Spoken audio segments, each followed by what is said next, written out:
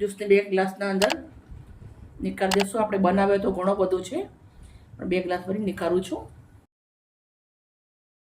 Hello મિત્રો, કેમ છો? મજામાં? આજે આપણે બનાવવાનું છે જ્યુસ. તો જ્યુસ આપણે તમે જોઈ શકો છો, એકદમ સરસ મજાના ફળ મીઠા મીઠા લીધા છે. મિક્સ ફળનો જ્યુસ બનાવવાનો છે. પપૈયું લઈ લીધું છે, સમારી સરસ મજાનું. કેળા લીધા છે, સાથે ચીકુ લીધું છે. ઓછું વધારે તમે કરી શકો છો. હું આપણે મસ્ત મજાનો જ્યુસ બનાવવાની છું.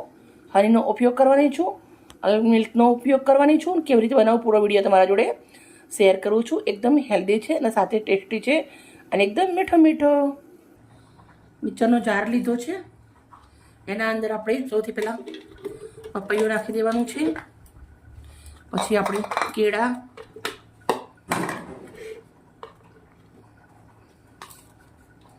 પછી આપણા ચીકુ. તમે ફળ મનપસંદ તમારે નાખી શકો છો. આ મિલ્ક છે, પણ આ કોકોનટ મિલ્ક છે. મેં એક નારિયેળ તોડી અને એના દૂધ નીકાળ્યું છે, પીસી નાખ્યું. પછી ગરણીથી ગળી અને સરસ મજાનું દૂધ રેડી કર્યું. જો કોકોનટ મિલ્ક એકદમ પતલું આવે, બહુ જાડું ના આવે.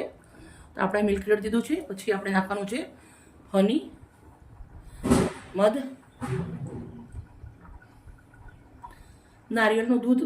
આપણે એક નારિયેળ ફોડી મિક્સરના અંદર થોડું પાણી નાખી અને એને ક્રશ કરી દેવાનું. પછી એને ગળી લેવાનું. એટલું આપણું દૂધ રેડી દીધું. થોડું એવું આપણે અંદર બરફ નાખી દઉં છું.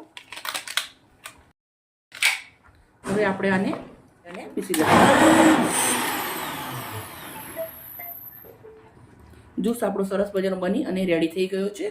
હવે આપણે જ્યુસને 2 ગ્લાસના અંદર નીકાળી દઈશું. આપણે બનાવ્યો તો ઘણો બધો છે, પણ 2 ગ્લાસ ભરી નીકાળું છું.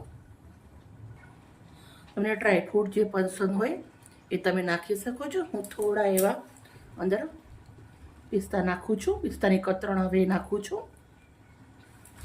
મિત્રો, અમારી વિડીયો પસંદ આવે તો પ્લીઝ એક લાઈક કરજો અને આ મિક્સ જ્યુસ એકવાર જરૂરથી બનાવી પીજો. હેલ્ધી છે, સાથે ટેસ્ટી છે. Okay, bye bye. કાલે લઈ આવીશ નવી રેસીપી સાથે.